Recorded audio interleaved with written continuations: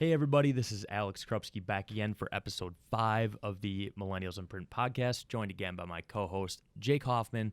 Today we have a very special guest on the show once again in Konrad Woelffer. He is an outside sales rep for Sappi Paper, obviously one of the biggest paper manufacturers in the world. And we're just so stoked to have our guy Konrad here today. AKA the Texas Wonder Kid. Texas Wonder Boy, I'll take it. I'll take Texas it. Wonder Kid on the show. I'll take it. No, but as you guys can tell, we met Konrad a couple times.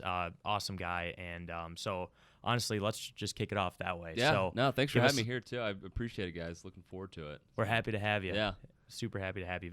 But yeah, just kick it off. Give us like a little bit of your background, kind of what you're all involved in. Sure. Well, to start, I guess we can go into how I got into the industry, and for a lot of us, for Jake and I, for example, it's family. Yep. My father, his father, my grandpa, he was in print up in the Neenah-Menasha area, and when my dad got time to where he was going to go into work, he told my dad, "Don't go into print." So I kind of joke about that with him now, and what he ended up going into. He went into paper sales. So when it came time for me to decide what I wanted to do, the door was open for me to get into the industry. I saw a lot of opportunities, and I have been able to talk to quite a few people by doing internships. And actually, I got to work at the Somerset Mill in Maine for a whole summer and got to experience how web paper was made, and a lot of that stuff you guys run here at the shop is what we produce at that mill. And as I graduated from college, Sappi engaged me and said, "Hey, we really like you, and we'd like to have you as a someone we could see in sales for the future." And you look at the industry and the other opportunities that I had available, Sappi was a great choice, and Sappi's still a great choice for anybody that's our age that wants to get into paper production, print. Just look at the companies that want to invest in you, and right now, all printing and paper want to invest in our generation. Young people. Young people, sure. because it's it's the silver tsunami out there. I don't know who coined that term, but I love the term because there's 3 of us that are millennials in this industry, and the more and more we engage with people of our age, the more I see it, but it's still not to the extent of what our friends or our peers have in their day-to-day business and who they interact with. Because I think what's kind of funny about it, or it seemed like the industry was so solid and so strong for so long that everyone was like, well, this is awesome, and then no one forgot to like look in the rear view mirror and was like, who's behind us? Well, like who's coming up behind us to take over? So it's kind of interesting because I think you can definitely see sort of like a generational gap, right? So you've got sort of people that are on kind of like the twilight of their career, and then there's a lot of people that seem to be like either just beginning or into that 3 to 5-ish year experience range, and then there's just a whole breadth that's just kind of missing, like 30-year-olds. There are not many like 30-year-olds in our industry, and it's almost like it's kind of interesting that way. It skipped a generation is what you're getting at. It skipped a generation. Well, look at the people you've got working here. They're everybody within Sappi, within say Randall, and other printing companies and mills. They got the job, and everybody's like, "This is great. I don't want to leave. Why leave? It's such a great business. It's hands-on. It's everything you could want." The client base too is some of the hottest, youngest retailers in the country. It's a career, not a job. Exactly. It is a career, and I think that's what I don't want to say that's what hurt, but you got people that are career and they stuck, and now they haven't looked to backfill, and so that's where we're kind of coming up and say we would like to see more of it, and it's interesting. It is. It's fun though. It's fun working with, because what comes with that too is the knowledge that they're passing down to us, and that's what I'm scared that's not going to be shared with the newer people coming into the industry as well. Well, and I think what we've talked about in some of our other couple of episodes that we have out there too is that there is a willingness to want to pass on the baton, so to speak, too. It's not even like millennials are coming over and breaking the industry. No, we want to embrace the best parts of it, and then know some of the, especially on the digital side too, kind of understand how we can bring in our understanding of the world into print and change it a little bit and integrate with, make it our own. Exactly. Yeah. And I think that in my experience too, and it seems like in yours too, is that has been really well received. You come in and they really bring you under their wing and teach you everything they know. There's no holding back.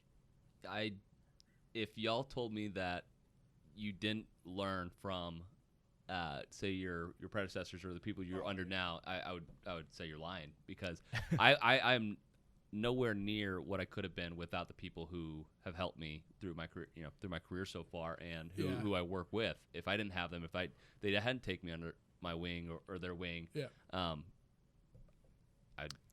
be a different person. I think what's crazy too is sort of, it seems like, and I mean, this can appeal or not appeal. It just kind of depends on how you are. But for me, one of the things that I really liked about the print industry was there was no like gradual, like, okay, we're going to give you a bit of information here. You can like, it was kind of like, here's 30 years worth of experience. Like, eat it. And you're like, okay, this is amazing. Because I feel like it kind of cuts your learning curve a little bit.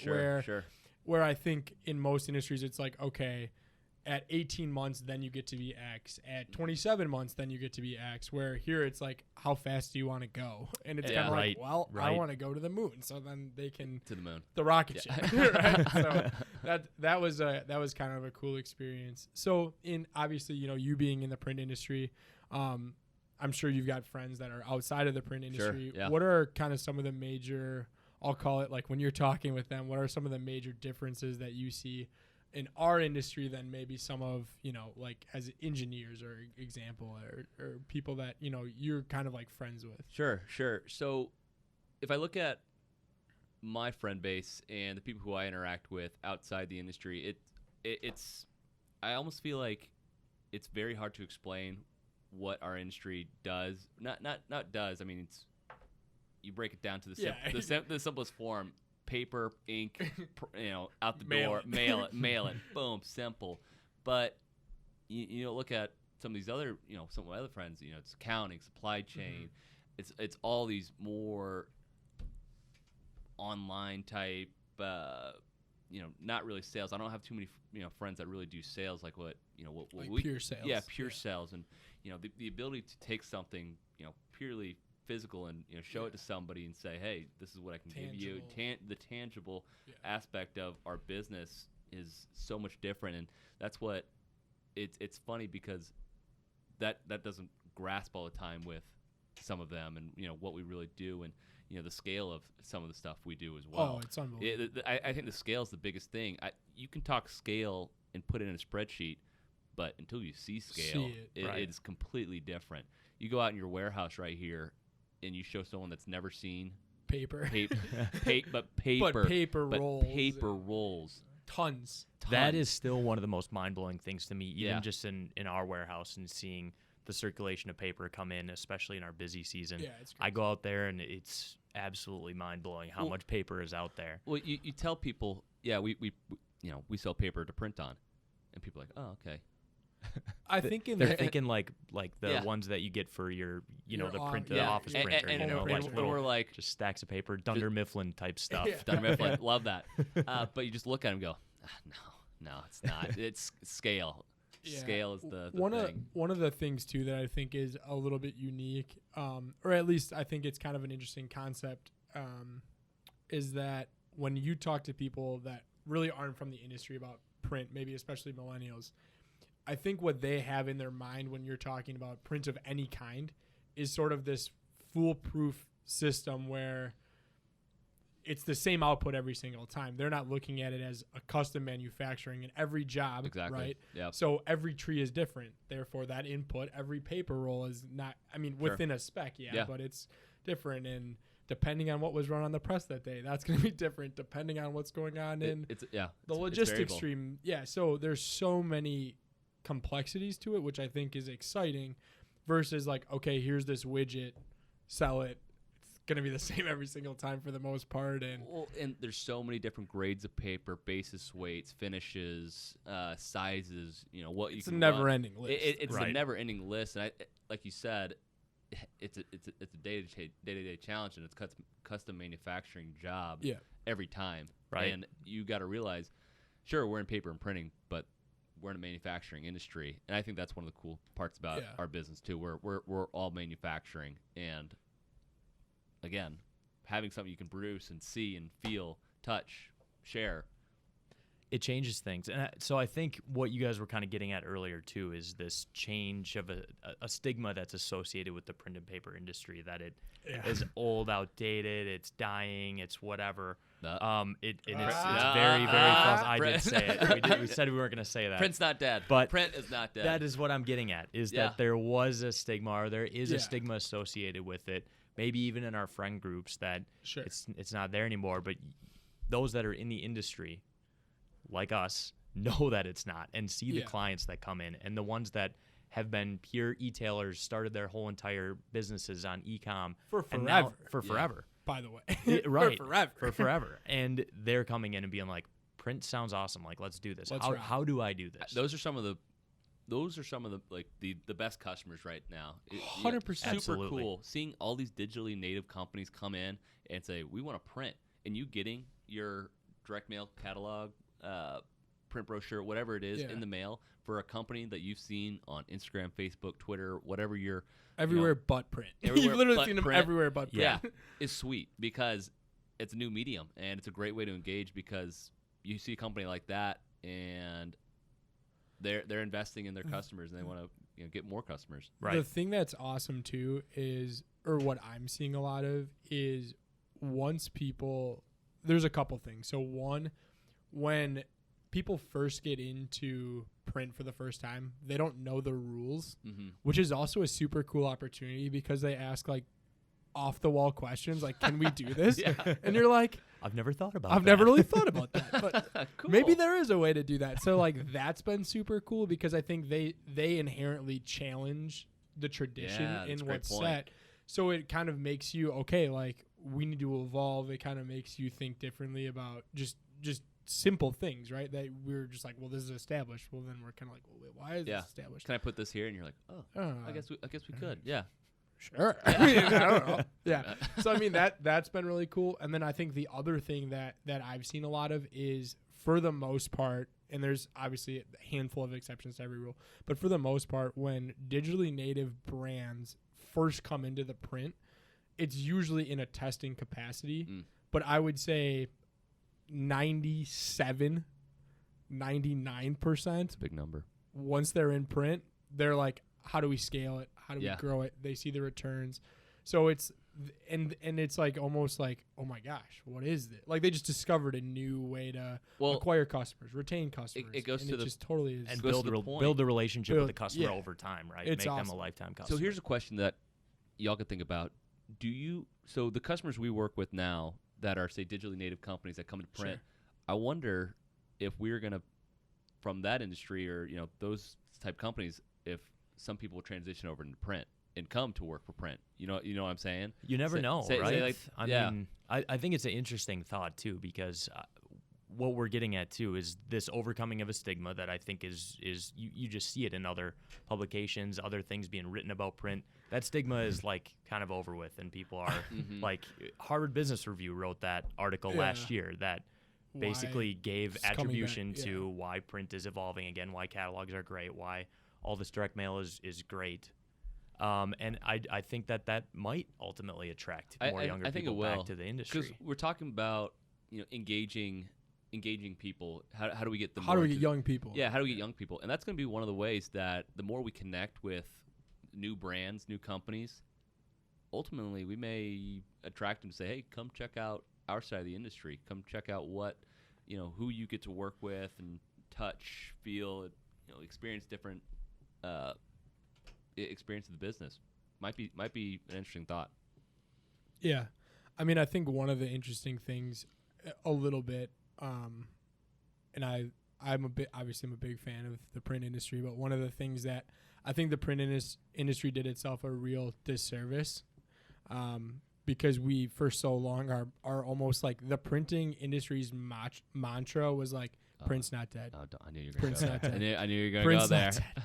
I'm like, if you would just stop saying print is dead, everyone would stop thinking print is dead. Like Right. print's evolving. It was just kind of I don't want to say it was a failed PR strategy, right? Is that a saying within the industry or outside the industry? I think it's a saying within the industry. I think it's a saying that was within the industry that then led to people being on the outside the industry being like, well, obviously print's dead. Otherwise, they wouldn't keep telling us print's not dead, right? Right. It's like the Yeah. inverse. So I think what's interesting is it seems to me now, and it took us a while to get there as an industry, but now it seems like there's this counter narrative that's not so much based on like print's not dead. It's like, okay, here are the brands. Mm-hmm. Here's the data and facts behind why print is still relevant, or you know what I mean. So it's less of this like emotional like appeal argument, and it's like, okay, here's the response rates of direct mail. And here's what we're talking about digital, and that's where builds a case. The industry needs to get better at too, is understanding those response rates. You know, all that stuff. It's a great learning opportunity for the business, and as we grow the industry, we're going to have a better understanding of how we can really quantify how print really drives sales and how the engagement. We've got numbers out there, and we actually have a lot of great PR pieces that kind of break down some of that. So check out. Yeah, shameless plug. Sappi does an awesome we- job yeah, of we- educating we- the industry. You guys, yeah. really Neuroscience so. of touch was one of the first like Unbelievable. things that I kind of read when I came into the industry a few years ago. Yeah. And that kind of like was a game changer for me because I read the book, I watched the videos, and you came from a digital. I came from an all digital background. Yeah, exactly. So that's literally your target. Yeah, market is right here. It is. Yeah, it is. It is. But yeah, like you said, neuroscience of touch, any of our new haptics pieces out there, the one regarding colleges and universities, I think that's a super interesting one to check out. Our most latest one is the fashion industry. You go through any of those pieces and just look at some of the information that our marketing team has put together to really inform the industry on what print does and who's engaging with it and how print's changing. It's great content, data dump. It's a lot to take in. All right, so as we all know, things are pretty crazy out in the world right now, kind of after last year's pandemic. Just supply and demand for everything is just insane. We're all super busy. Are you guys seeing some of the same things? I don't think there's anybody out there that's not busy right now or that's not able to keep up. It's all supply and demand driven. If you look at, for y'all, for example, the appetite for print, like you said, more and more customers are coming into the industry. That's meaning more constraints on paper. It's a interesting time to be in paper and print, and that's what we want, though, right?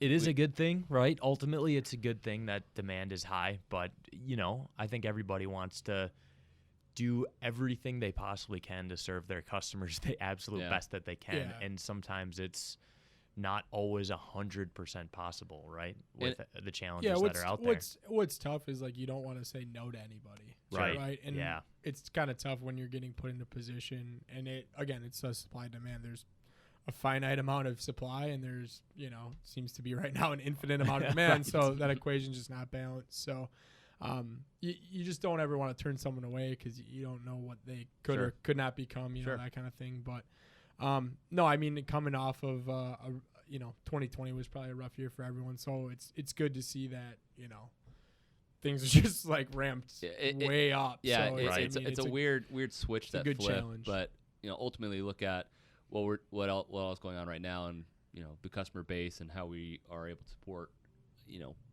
people out there in the market. Is we just want to be good stewards to the industry, and we want to make sure that we're supporting our customers that support us. And so that's my objective right now, and I think that's everybody's objective, and not just within paper, but you look at print, you look at the logistics market, anything. Everybody's the same way right now.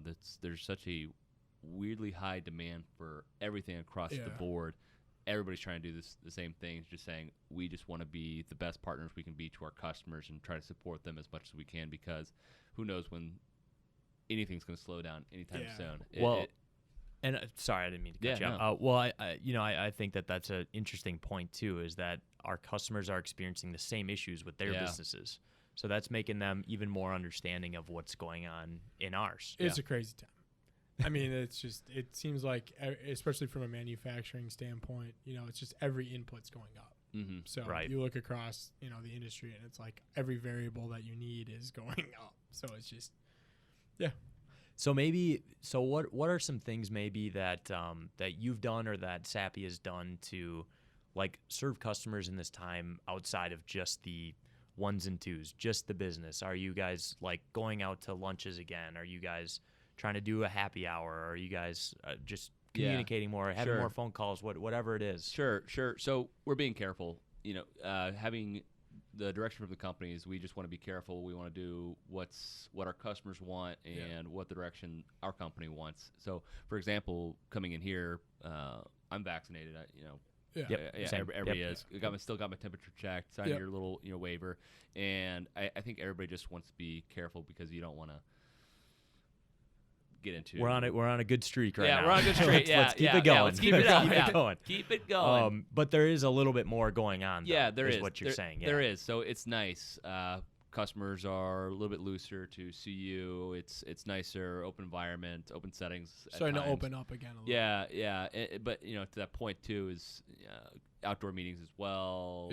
Safe spaces, whatever the customers are comfortable with doing, which I'm totally fine for. I'm just happy to be in front of people again. Zoom is fine. Microsoft. Sure. Zoom's fine. Zoom. It's fine. It's fine. Right? It's fine. Not Yeah. great. Yeah. It's okay. It's fine. But there's nothing better than just getting in front of somebody and just chatting it up and having a good time and having laughs face to face. And in our business too, in sales, you feed off other people's interactions and their movements. So it's like a dance. We're all good at dancing here. Are you saying you want to dance with me? I'll go dancing with you. That'll be in the blooper reel. I think what you bring up is another interesting point in that I think a lot of people think that in millennials in our generation it would be a lost art of face-to-face communication because we preferred being behind the phone. And I don't even think I speak for just us three because we all prefer to be in person. Mm-hmm. I think our generation has since corrected itself, knowing especially from the pandemic that not everything can get accomplished the way you want it to. My happiness is not always fulfilled being behind a screen. It's been nice to work from home. It's been nice to have It's been awesome. tools to I love do it. It's Love great, working right? from It home. is great. Yeah. But that it's not the same as having a hybrid or being able to do one or the other. Yeah, and I think, the concept of digital fatigue is like real. Oh, absolutely. For sure. And so there's kind of like this, it's interesting because I think sometimes theoretical stuff is great. Like, well, why isn't all of our stuff on Zoom, or why do we travel, or why do we do face-to-face? And like, that's all a great theoretical question. But then until you're in a global pandemic and you have to do it, then you're like, now that you've experienced it, you're like, okay, well, I never want to do that again. Where I'm only, so it's a combination. It's like anything, right? There's not got to for be months some on end, level at of a least. balance, right? Yeah. I think there's a stat out there. There's a stat out there somewhere, and I don't know what exactly is, but what was one industry that was hurt from the invention of a conference call?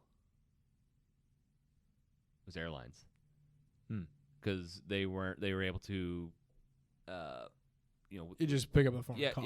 pick up the phone and call. And so I don't know if that was an 80s, 90s thing when conference calls got invented, but I just remember seeing that. And so you reference that to now.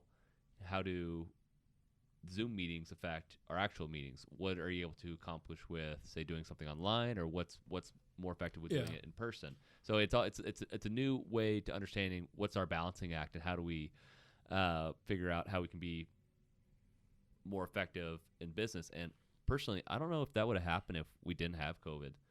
I So- don't think that full transition would have ever taken There's place. a silver lining. Yeah, there's a there is, silver there is, lining. yeah. Like, I mean, And obviously, it's not like our hearts go out accelerant of to change. yeah. Accelerant of change to some degree. So, hearts go out to everybody affected Yeah, by of the course. pandemic. It affected everybody, but you have to look at it in that regard too, where what good changes came did out it of it. affect? Yeah. Right. So it is a silver lining. I just not thought of that.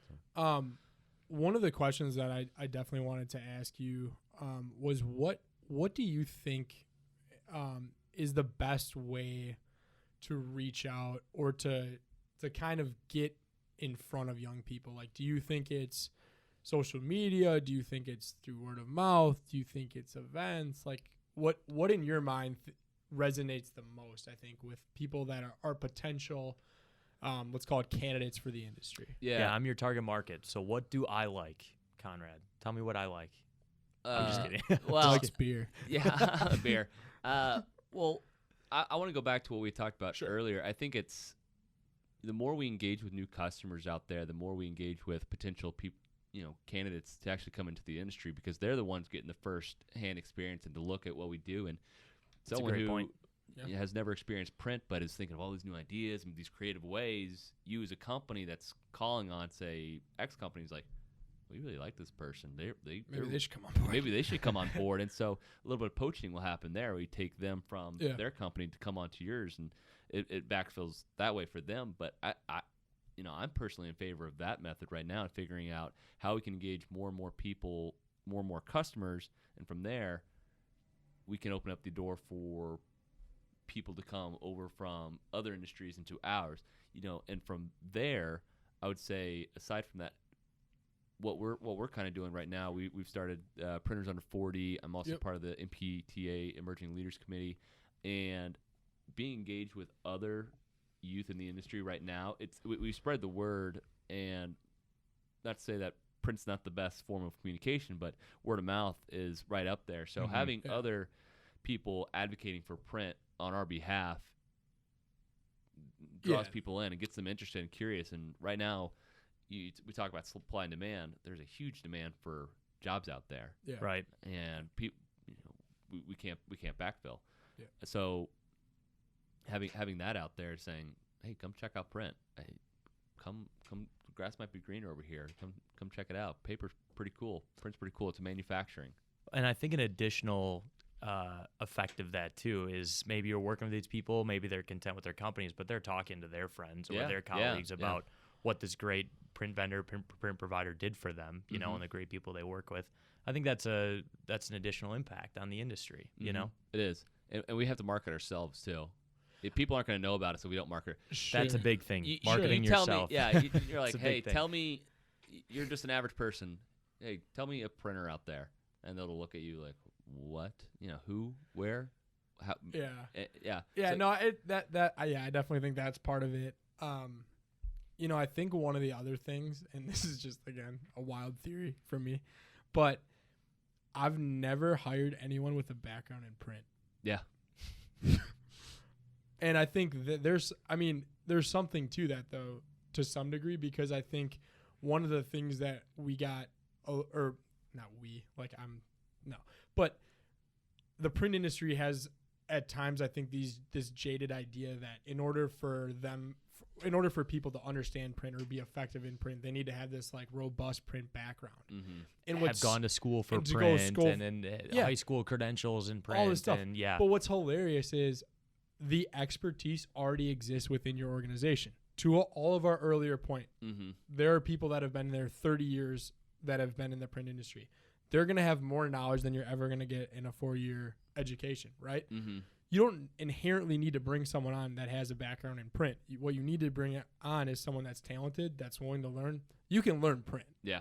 So that's I think another thing is at times I think the scope for what we consider potential candidates for a career in print is too narrow.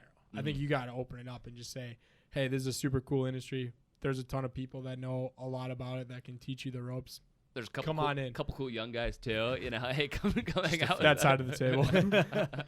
Come hang out with us. We'll tell you a little about it. Well, and that's the thing too is you're provided the on-the-job training that you need to be effective at your job, right? And that you wouldn't.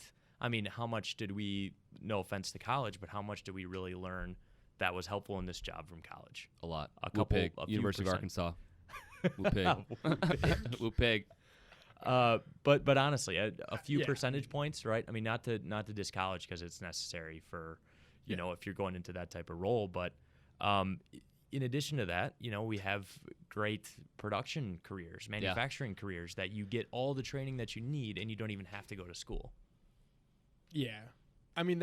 that's another thing too is, I think inherently this conversation is leaning towards more of the office just because that's what we do, right? Right. We're sort of in that office side of the equation. But from a production standpoint too, I mean, amazing career potential, amazing opportunities.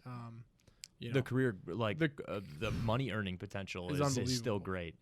It's a great career that I don't think is considered enough in the general, employment marketplace. Yeah.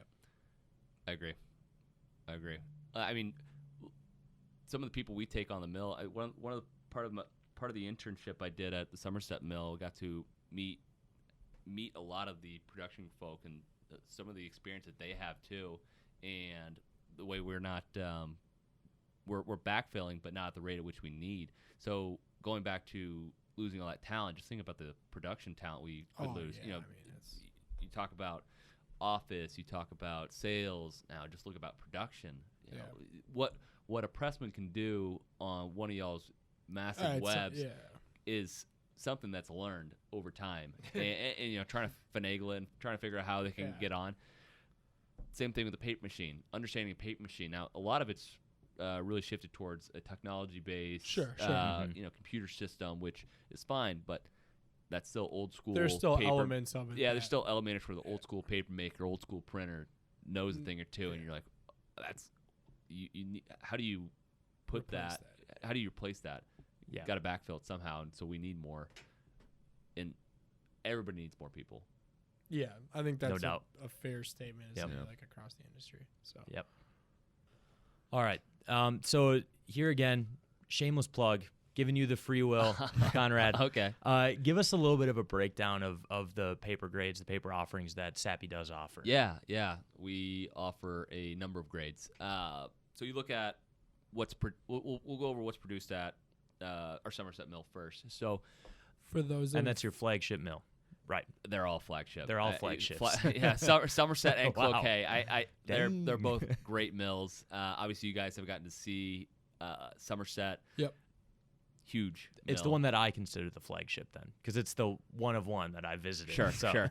Yeah, they're one of one, but they both have their unique characteristics to them. The size and scale, the production capacity out of those two mills, they're great. And both products. All the products that come out of those mills are top notch, and can't get over it. But Somerset, we'll start there. We actually just rebuilt our number one machine to produce our new line of packaging grades, which is Spectro and Proto. And off that machine now, we can produce our packaging grades and also our heavyweight web, which is our Somerset. We can produce Opus web, and we have 3 different machines in Somerset there. And then you look at our Cloquet mill, and that's where we produce our really a lot of our sheets and our specialized cellulose. But from there, we can produce our flow sheets, our Opus, our McCoy web. We also have label as well, C1S label, luster coat. We have another large grade that we bring in from Europe. It's called EuroArt. That's produced in Europe as well, and that's comes in domestic supply. So we really have, you look at the breadth of things, we got Spectro, we have Flow, we have Opus, McCoy, we have luster coat, we have EuroArt. We have quite a number of products and grades that support different needs to the industry and customers, and each of those grades are top of the line for printing capabilities on a coated sheet standpoint. So if you get the opportunity, if you haven't ran any of them, definitely check them out. Any questions, our website is full of answers for understanding them.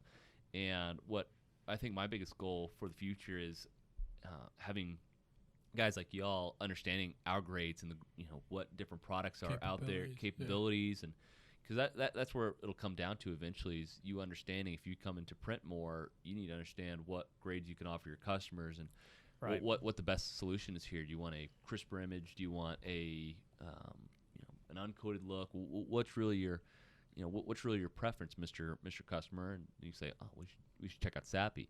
Oh, if we get a chance, let's go to the mill. Something like that. So that's where I would say learn the grades, but they're all great. how they change the tactile experience, right? Yeah, that's kind of they what do. you're getting at. They You do. know, The is how brand, each right? The brand individual. experience. Yeah, exactly. What fits your brand the best? What are you looking for? Are you looking for a little bit cheaper stock? Are you looking to spend a little bit more money, give it a nice, better finish? You know, Sure. I think that whole conversation, as somebody that is newer to the industry, is interesting. It's really different because at first look, at first touch, everything, the stock really matters a lot to your perception of the brand. Well, and the whole thing with weight as well. What's the perceived weight of it? You know, if you give something, it's in our neuroscience book as well. But the perceived weight of something, if you hand something that's got a The value the is associated with the it. value Yeah. associated with the weight of the paper really makes a difference. There's stuff that has to do with postal, you know, your 7 and 9 point. I'm sure you guys know a little bit about that. Actually, who was on your previous podcast. It was in our previous podcast. Thank you. Shameless plug for me and Jake too. Episode 3, Susan Pinter. Check it out. Yeah. All postal stuff. Queen of Postal. Queen of Postal. But Yeah. there's perceived weights for that it has to Yeah, be postal there's a lot. certified. It's just crazy. But the touch and feel of something quality, you just know. Right. And it's and that's I think that's what's cool about the manufacturing side of the business is being able to see something that you produce and say then you guys apply ink to, and now you've just got this overall great experience where, number one, for y'all and other customers that have been to the mills, you see and understand the whole process of how our sheet is made, and now applying ink to it and saying this goes into, you know, your hands again. It's the complete picture, which Right. I think is cool. You understand the complete picture. Yeah. Well, I think, you know, just to be conscious of everybody's time, conscious of your time as well. I know you're a busy guy, Texas Wonder Kid. Obviously, he's a busy guy. Hell yeah, brother. Did you have any final thoughts, anything you wanted to add to wrap up the show? No, I would just say keep fighting the good fight. Well, Yeah. get out there again. And I really appreciate you guys having me on. This is a great experience, and I'm happy to see that 2 millennials in print are out there advocating for it. So the more people we can get, the better. Yeah. Join the team. Come to print. Join the team.